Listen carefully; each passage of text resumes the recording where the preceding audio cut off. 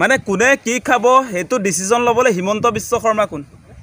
তেওঁ কোনে অধিকাৰ দিছে যে মই গৰু মাংস খাম নে গাহৰি মাংস খাম সেই কথাৰ সিদ্ধান্ত লবৰ কাৰণে হিমন্ত বিশ্ব শৰ্মা কোন আচলতে সেই প্ৰশ্নটো আমি উত্থাপন কৰিছো মানে আপোনাৰ কাম নাই নেকি আপোনাৰ প্ৰপাৰ্টি বুলি ভাবিছে নেকি অসমৰ ৰাইজক মানে অসমৰ ৰাইজে কোন জনগোষ্ঠীৰ মানুহে কি মাংস খাব হেতুক লৈ আপুনি সিদ্ধান্ত লবলৈ কোন হয় আচলতে সেই প্ৰশ্নটো আমি উত্থাপন কৰিছো আজি দুদিন মানৰ আগত আপোনালোকে নিশ্চয় দেখিছিলে সামগ্ৰীত যেতিয়া উপনিৰ্বাচন হৈছিল সেই উপনিৰ্বাচনত গৰু মাংসৰ খানা দিছিলে হিমন্ত বিশ্ব শৰ্মাৰ বিজেপি চৰকাৰে তাৰ পাছত এতিয়া কৈ আছে বলে গৰু মাংস নিষিদ্ধ কৰিছে গৰু মাংস কেৱল মুছলমানে নাখায় খ্ৰীষ্টান মানুহবিলাকেও গৰু মাংস খায় আৰু সেইটোৱে কথা নহয় আপোনালোকে জানে যে গৰু যিটো ব্যৱসায় গৰু মাংস যদি নিষিদ্ধ কৰা হয় তেতিয়া হলে আমাৰ এই মাজুলীৰ মানুহবিলাকক দিচাংমুখৰ মানুহবিলাকক পোহপালনৰ দায়িত্ব হিমন্ত বিশ্ব শৰ্মাই ল'ব নেকি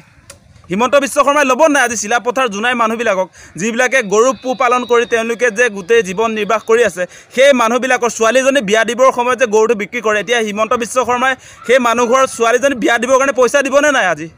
আজি সোণৰ আঙুঠিটো বনাবৰ কাৰণে হিমন্ত বিশ্ব শৰ্মাই পইচা দিব নেকি সেই কথাটো মই সুধিছোঁ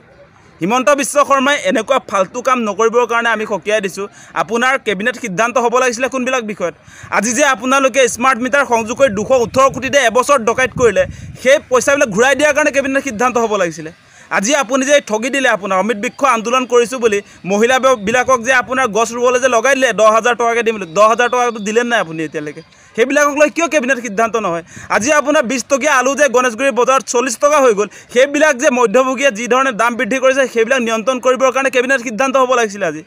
আজি আপোনাৰ 100 টকীয়া গাজৰ 200 টকা হৈ গ'ল সেইবিলাকক লৈহে কেবিনেট সিদ্ধান্ত হ'ব লাগে কি ফালতু কেবিনেট সিদ্ধান্ত লৈছে কাম নাই আপোনাৰ মানে দিল্লীত গৈ তেওঁ চমক সৃষ্টি কৰিছে আজি দুদিনমানৰ আগত সেই সামগ্ৰীত গৰু মাংসৰ খানা পাতিব তাৰ পাছত এতিয়া দুদিনমানৰ পাছত তেওঁ বোলেকে গৰু মাংস নিষিদ্ধ গৰু মাংস মুছলমানে খায় কাৰণেই নহয় এটা কথা আছে মই কৈছোঁ যে উজনি অসমৰ বহুত মানুহে গৰু পুহি যদি গৰু মাংস খোৱা মানুহে নোলায় তেনেহ'লে কোনে কিনিব গৰুটো এতিয়া গৰুটো বিক্ৰী কৰি ছোৱালীজনী বিয়া দিব লাগিব নহয় এতিয়া গৰু বিক্ৰী কৰি আমাৰ ল'ৰা ছোৱালীক যে পঢ়ুৱাই আছোঁ সেই খৰচটো দিব নেকি হিমন্ত বিশ্ব শৰ্মাই এনেকুৱা ফালতু কাম নকৰিব অসমত বহুত সমস্যা আছে চৰকাৰ চলাব নাজানে যদি পদত্যাগ কৰক সেই কথাটো কৈছোঁ চৰকাৰ যদি চলাব নোৱাৰে তেনেহ'লে পদত্যাগ কৰক আজি যি ধৰণে আপোনাৰ মূল্যবৃদ্ধিয়ে সাধাৰণ মানুহক ৰামটাঙন সোধাইছে এইবিলাকৰ কাৰণে আপোনালোকৰ চৰকাৰ কি কাম আছে কোনো কাম কাজটো নাই মানে কোনে কি খাব সেইটো ডিচিশন ল'বলৈ হিমন্ত বিশ্ব শৰ্মা কোন তেওঁ কোনে অধিকাৰ দিছে যে মই গৰু মাংস খাম নে গাহৰি মাংস খাম সেই কথাৰ সিদ্ধান্ত ল'বৰ কাৰণে হিমন্ত বিশ্ব শৰ্মা কোন আচলতে সেই প্ৰশ্নটো আমি উত্থাপন কৰিছোঁ মানে আপোনাৰ কাম নাই নেকি আপোনাৰ প্ৰপাৰ্টি বুলি ভাবিছে নেকি অসমৰ ৰাইজক মানে অসমৰ ৰাইজে কোন জনগোষ্ঠীৰ মানুহে কি মাংস খাব হেতুক লৈ আপুনি সিদ্ধান্ত লবলৈ কোন হয় আচলতে সেই প্ৰশ্নটো আমি উত্থাপন কৰিছোঁ আজি দুদিন মানৰ আগত আপোনালোকে নিশ্চয় দেখিছিলে সামগ্ৰীত যেতিয়া উপনিৰ্বাচন হৈছিল সেই উপনিৰ্বাচনত গৰু মাংসৰ খানা দিছিলে হিমন্ত বিশ্ব শৰ্মাৰ বিজেপি চৰকাৰে তাৰ পাছত এতিয়া কৈ আছে বলে গৰু মাংস নিষিদ্ধ কৰিছে গৰু মাংস কেৱল মুছলমানে নাখায় খ্ৰীষ্টান মানুহবিলাকেও গৰু মাংস খায় আৰু সেইটোৱে কথা নহয় আপোনালোকে জানে যে গৰু যিটো ব্যৱসায় গৰু মাংস যদি নিষিদ্ধ কৰা হয় তেতিয়া হলে আমাৰ এই মাজুলীৰ মানুহবিলাকক দিচাংমুখৰ মানুহবিলাকক পোহপালনৰ দায়িত্ব হিমন্ত বিশ্ব শৰ্মাই ল'ব নেকি